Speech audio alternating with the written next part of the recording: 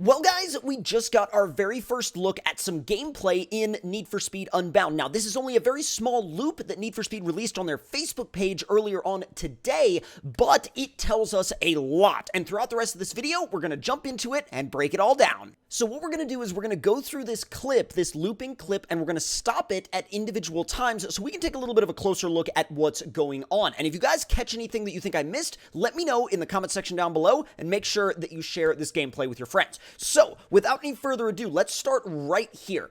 Now, in this shot, now, obviously, there's a lot we can talk about, right? We have got to talk about the car. I mean, it looks like a Nissan Silvia S14. It also looks like the roof has been removed and replaced with an open-top cage design. There's an enormous wing. There's an enormous wide body. If you look up at the front, it looks like there's actually kind of a side strake that comes up off of a splitter, followed by two canards above them. So, there's a lot going on, body kit and aero on this car. Now, you can see the person in front of them looks to be in fourth place. You can see what looks like their avatar, or at least their avatar photo, and it looks as though they might be in a Lamborghini Urus.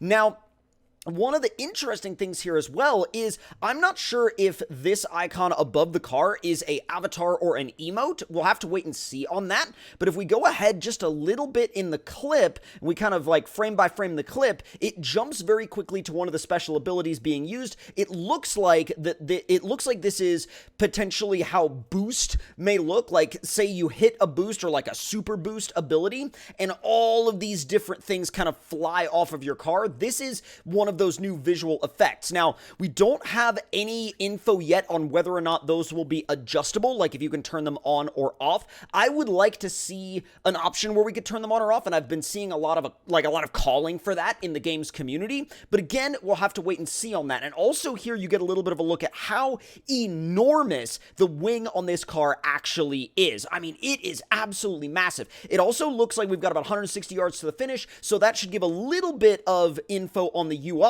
And actually, that's probably why the sides of this footage are cut off, is so that they can limit the look that we have at the UI at this present moment in time. Now, I'm not sure what the deal is with these speaker boxes, these sub boxes that have kind of popped up on the side of the, on the sides of the car.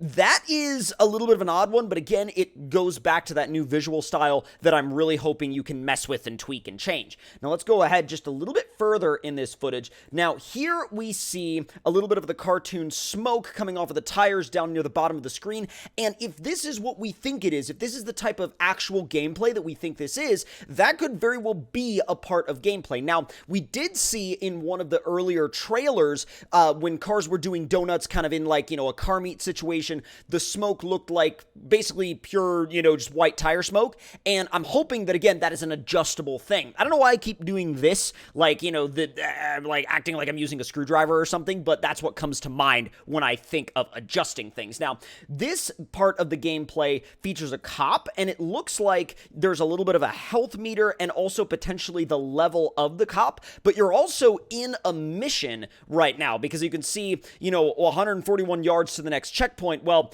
the next checkpoint to what? We don't know, but you're definitely in some kind of mission here. And again, look how insane this wing looks. I mean, this right here is a look at some of the new customization features that we have definitely not seen before, and my God, is that enormous. It is huge. Now, let's move ahead just a little bit. This shows what some of the route directions in the game are going to look like. You get a little bit of a look at the checkpoints, the route, the route markers and things like that. This all looks very natural Need for Speed. I'm totally okay with this. I think this is 100% cool. I think this is 100% doable within the game. And I actually really like the way the daytime environment looks. I like the way the buildings look. I like the way this underpass looks. That could very well be the train bridge that they talked about on the map. But let's go ahead just a little bit more. And this brings us back to kind of where we were with that icon. Now, this gets a little bit crazy. This is where the car just starts to go nuts, and that's right when you activate the boost, and then if you move it a couple of frames ahead, it goes right back to the sub boxes. So I think that it's kind of it's like a very quick thing, and I don't think it's going to impact the experience all that much, even if you do have to leave these things on. Now, some of you out there may or may not agree with my sort of direction on this next point, my train of thought on this, but look at those racing seats, right? So if this is an open-top car, which looks to have a speedster conversion, look at the bubbles behind the seats. That's kind of a speedster-style look.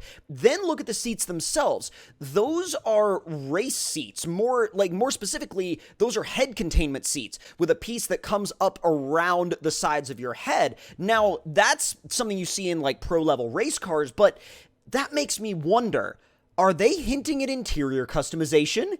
Is that something that we are potentially seeing in the future of Need for Speed? Because if we are potentially seeing a return to interior customization, that is mind-blowing stuff. Bro, I don't even know where to go with that now. Like, the level of customization that they are hinting at in this experience is on a level that we have not seen since the days of Need for Speed Underground 1 and 2, and if they take a modern return to that Need for Speed Underground 2 level of customization, and then they turn it up through the freaking roof, bro, I know I'm kind of losing my mind on this at this point, but it is so incredibly exciting to me that this is potentially where we're going with Need for Speed now. And now is where I ask you guys the question, what do you all think about all of these new directions that we are continuing to see Need for Speed take? Personally, I am a massive fan because we haven't seen this series take risks this big in a very, very long time, and they are taking some risks that I wasn't even expecting them to take, to be frank.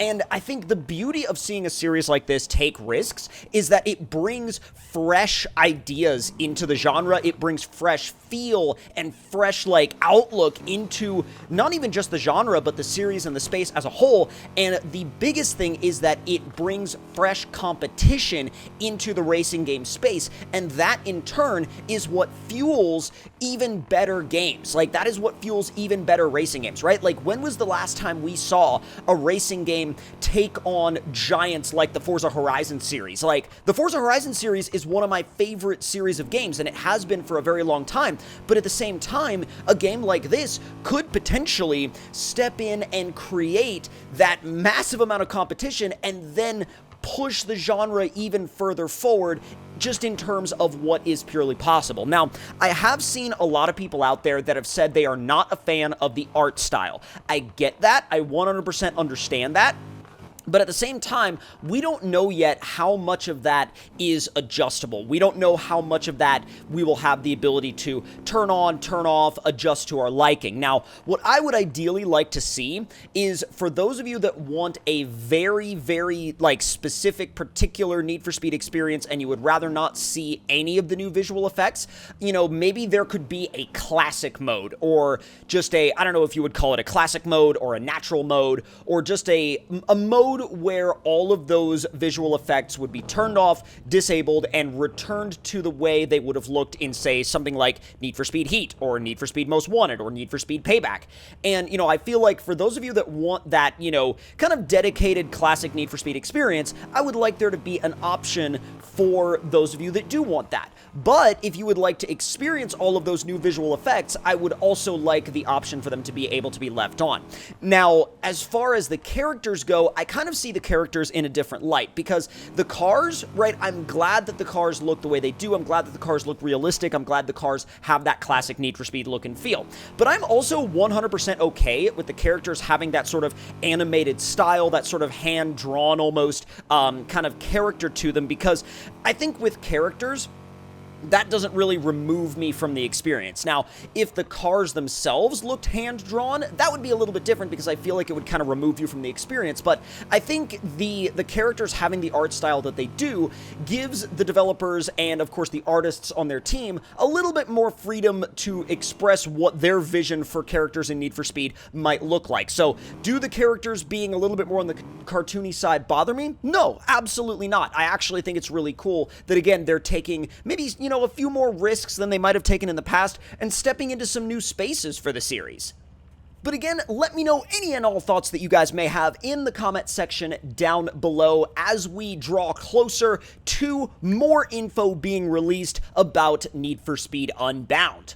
And as the developers themselves have stated on their official channels, tomorrow at 8 a.m. Pacific time, we will be getting even more news and information about Need for Speed Unbound. So I, for one, cannot wait to see what they have in store. And if you look on their official website, they have tons of info drops coming up leading up to the launch of the game. And if you guys want to stay as up to date as possible on all of those information drops and more, make sure you're subscribed and have those notifications turned on. But that's going to do it for this one, y'all, and I will see y'all next time.